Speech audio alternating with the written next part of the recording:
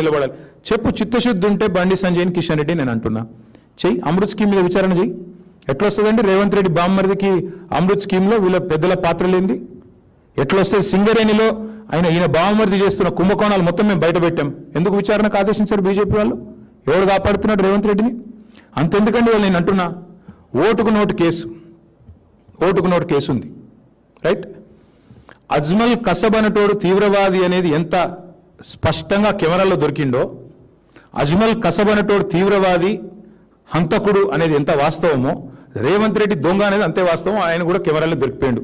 కసబు కెమెరాలను దొరికిండు, రేవంత్ రెడ్డి కూడా కెమెరాల ముంగటిని దొరికిండు. ఏమైంది మన కేసు? ఎందుకు పర్సూ చేయట్లేదు కేంద్ర ప్రభుత్వం? పర్సూ చేయాలి కదా. మీ సాలిసిటర్ జనరల్ ఏం చేస్తున్నాడు? అడిషనల్ సాలిసిటర్ జనరల్ ఏం చేస్తున్నాడు? ఏం జరుగుతుంది? ఎవరిని ఎవరు కాపాడుతున్నారు? కనబట్లేదు అందరికీ? తెలుసు బ్రదర్, అక్కడ ఏం జరుగుతుందో కూడా తెలుసు. ఎన్ని రకాల మేనేజ్మెంట్లు నడుస్తున్నాయో మాకు కూడా తెలుసు. అన్నీ బయటకు వస్తాయి. టైం ఉంది అన్నిటికీ. ఎవరిని ఎవరు కాపాడుతున్నారు, ఎన్డీఏ భాగస్వాములు ఎట్లా రేవంత్ రెడ్డికి అండగా రక్షణ కవచంలా నిలబడుతున్నారు, టైం వస్తుంది అన్నిటికీ, అన్ని బయటకు వస్తాయి. ఇప్పటికే తగలబెట్టిన కోట్ల రూపాయలు దండగా అంటే మళ్ళీ మీదికెళ్ళి సుప్రీంకోర్టు. ఇప్పుడు మీరు ఆలోచన చేయండి, ఆ ఘోష్ కమిషన్ రిపోర్ట్ 650 పేజీలో 900 పేజీలు వచ్చింది. అది ట్రాష్ అని చెప్పింది ఇవాళ హైకోర్టు. అదే వేస్ట్ రా నాయన అంటే మళ్ళీ సుప్రీంకోర్టుకు పోయి మళ్ళీ ఏదో చేస్తా. అసలు విషయం ఉంటే కదా ఏమైనా చేసేది. వాళ్ళకి ఇంకేం ఎజెండా ఉంటుంది బ్రదర్? నాకు అర్థం కాదు. ప్రజలకు పనికొచ్చే పనులు ఏమైనా చేస్తారా క్యాబినెట్లో? 2500 మహిళలకు ఎప్పుడు ఇస్తారు అని ఒక్క సన్నాసన్న మంత్రి మాట్లాడిండి ఇప్పటివరకు? ఒక్క సన్నాసన్న 100 రోజుల్లో ఇస్తామన్న గ్యారెంటీల సంగతి ఏమైందని చెప్పే ధైర్యం ఒక్క మంత్రికి ఉందా బయటకు వచ్చి మాట్లాడేది? ఆర్టీసీ కార్మికులు సమ్మె చేస్తున్నారు, వాళ్ళ గురించి మాట్లాడారా క్యాబినెట్లో? ఏది ఉండదు అయ్యా. ఆర్టీసీ కార్మికులను కేసీఆర్ గారు గవర్నమెంట్ ఉద్యోగులుగా గుర్తిస్తూ క్యాబినెట్ నిర్ణయం తీసుకొని ప్రకటించాం మేము. ఎందుకు అమలు చేయట్లేదు మరి మీరు? అపాయింటెడ్ డే డిక్లేర్ చేస్తే చాలు. వాళ్ళకి రావాల్సిన పీఆర్సీ, వాళ్ళకి రావాల్సిన డిఏలు, వాళ్ళకి రావాల్సిన బకాయిలు అన్నీ ఇస్తే చాలు. వాళ్ళు ఏం అడుగుతున్నారు? మీరు మేనిఫెస్టోలో పెట్టింది అడుగుతున్నారు. అదేం చర్చ చేయరా క్యాబినెట్లో? మేము వారికి కూడా మా నైతిక మద్దతు ప్రకటిస్తూ ఉన్నాం. ఆర్టీసీ కార్మికులు ఎవరైతే ఇవాళ ప్రభుత్వాన్ని మీరు ఇచ్చిన హామీ నిలబెట్టుకోండి అని అడుగుతున్నారు, వాళ్ళు ఏం కొత్తగా అడగట్లేదు. వారికి కూడా మా పార్టీ తరఫున నైతిక మద్దతు ప్రకటిస్తున్నాం. తప్పకుండా కాంగ్రెస్ ఇచ్చిన హామీలు ఆర్టీసీ కార్మికులకు నెరవేర్చాలని మేము కూడా డిమాండ్ చేస్తాం. బుద్ధి వచ్చింది అనుకుంటున్నాం, ఏమనుకోవాలి బ్రదర్? నేను అది మేము మొదటి నుంచి చెప్తున్నాం కదా బ్రదర్, టైంపాస్ చేసింది చాలు, బుద్ధి తెచ్చుకొని రిపేర్ చేయండి అని చెప్పినాం. ఆఖరికి ముఖ్యమంత్రి గారికి బుద్ధి వచ్చిందేమో అనుకుంటే బుద్ధి రాలేదు, బూతులు వస్తున్నాయి మళ్ళీ ఆయనకి. మేడిగడ్డ పోయాడు, కేసీఆర్ గారు జగిత్యాలలో మీటింగ్ పెట్టుకుంటే ఈయన కూడా పోటీ సభ పెట్టిండు. పోటీ సభ పెట్టి ఏం సాధించిండు? ఇజ్జత్ అంతా తీసుకున్నాడు. ఆడ కూర్చున్నోళ్ళు ఇంటలేరు, టీవీలో ఎవరు చూస్తలేరు. ఈయన కంఠశోష బూతులు తప్ప ఇంకేం లేదు ఆడ. ఏమున్నా చెప్పండి? ఏముంది చేసింది చెప్పుకోనికే? ఏమీ లేదు. ఆడ పోయి మరి కనీసం ఆ నీళ్ళు నెత్తిమీద జల్లుకొని క్షమాపణ చెప్పినా అయిపోయేది. గోదావరి నీళ్ళు నెత్తిమీద జల్లుకొని కాళేశ్వరం నీళ్లు, అది కూడా చేయలేదు. మళ్ళీ అదే బూతులు, అదే వరస, అదే ఒరవడి. ఏం లాభం దాంతో? పొన్నం ప్రభాకర్ గారు అంటే నాకు గౌరవం ఉంది. దయచేసి పొన్నం ప్రభాకర్ గారు నేను రిక్వెస్ట్ చేస్తా ఉన్నా, అన్న మీరు పని చేయండి. మేనిఫెస్టో చైర్మన్ మన శ్రీధర్ బాబు గారు, మన జిల్లా మంత్రి గారే, మేనిఫెస్టోలో 28 పేజీలో ఏం రాసిండో ఆర్టీసీ కార్మికులకు ఒకసారి పొన్నం ప్రభాకర్ గారు చూడాలని నా విజ్ఞప్తి. వారు అడుగుతున్నది 2.5 ఏళ్ళ తర్వాత ఆర్టీసీ కార్మికులు పాపం ఓపిక పట్టిండ్రు. సగం టైం అయిపోయింది, మీకు సగమైంది, 60% ఒడిచిపోయింది, 3 బడ్జెట్లు ఒడిచిపోయినాయి. ఇక నువ్వు ఇప్పుడన్నా కనీసం ఆ మేనిఫెస్టోలు ఏం రాసిరో మీరు చదువుకోండి. మీ శ్రీధర్ బాబు ఏం రాసిండో పొన్నం ప్రభాకర్ అన్న చదువుకోవాలి. చదువుకొని మరి పొన్నం ప్రభాకర్ గారికి ఆర్టీసీ మంత్రి వస్తుందని చెప్పి ముందే కుట్రవన్నీ ఏమైనా చేసిండో శ్రీధర్ బాబు గారు నాకు తెలియదు, మేమైతే చేయలేదు. Thank you.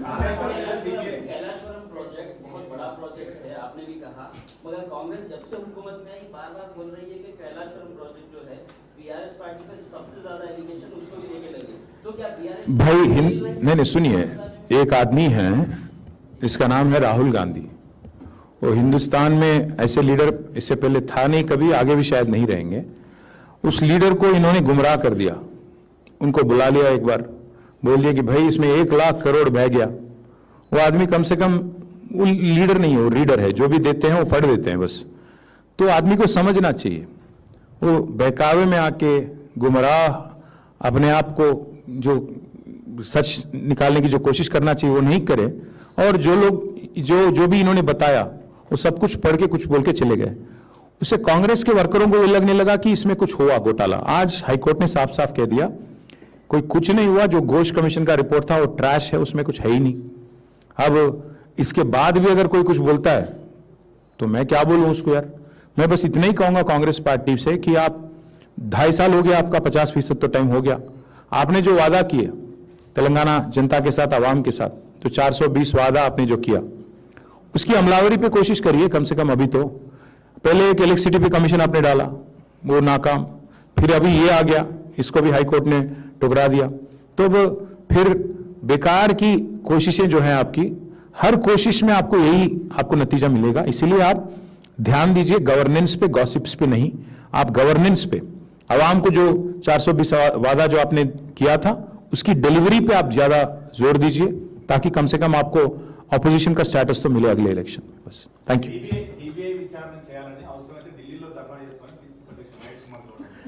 ఎఫ్బిఐ అని అమెరికాలో ఉంటుంది బ్రదర్. పోయి వాషింగ్టన్లో ట్రంప్ ఉంటాడు, ఆయన ఆఫీస్ ముంగట మొత్తం రేవంత్ రెడ్డిని సచ్చగా కూర్చోమని ఆమరణ దీక్ష బాగుంటుంది. ఎఫ్బిఐ లేకపోతే సిఐఏ ఇంకా 2-3 సంస్థలు ఉన్నాయి ఇటువంటి, వాటి కోసం ఆడపోయి మంచిగా ఒకవేళ ధర్నా కాదు, నేను అనేది రేవంత్ రెడ్డి గారు నిజంగా చిత్తశుద్ధి ఉంటే పోయి మంచిగా ఢిల్లీలో కాదు వాషింగ్టన్లోనే మంచి ఆమరణ దీక్ష చేయమని. నేను ఎందుకు వద్దంటే బ్రదర్, చేయమని. కోర్టు తీర్పిచ్చినాక సిగ్గు లేకుండా ఏం మాట్లాడుతున్నారు? ఘోష్ కమిషన్ ట్రాష్ కమిషన్ అని చెప్పింది కోర్టు, చెత్తబుట్టలో పడేయమని చెప్పింది. ఇంకేం మాట్లాడతారు నాకు అర్థం కాదు. మాట్లాడడానికి సిగ్గన్నా ఉండాలి. Thank you brother. వాళ్ళంతా ఒక్కటే బ్రదర్, మళ్ళీ చెప్తున్నా మీకు.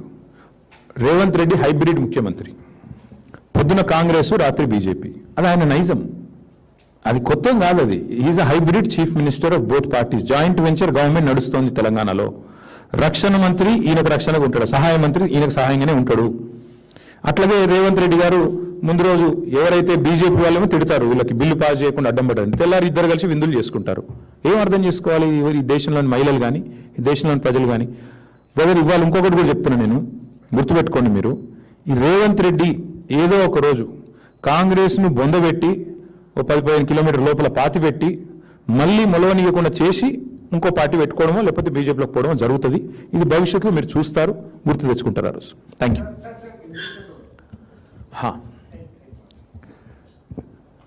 We thank the Honorable High Court and our legal cell for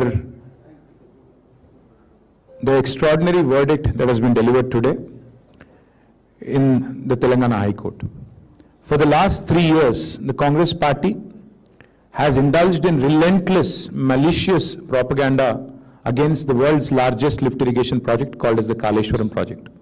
Now, Kaleshwaram is a multi-purpose project which was envisioned by our leader, Shri KCR, for which we had made tenacious efforts, and unlike any other project in the history of independent India, this project was completed at a breakneck speed in less than 4 years of time.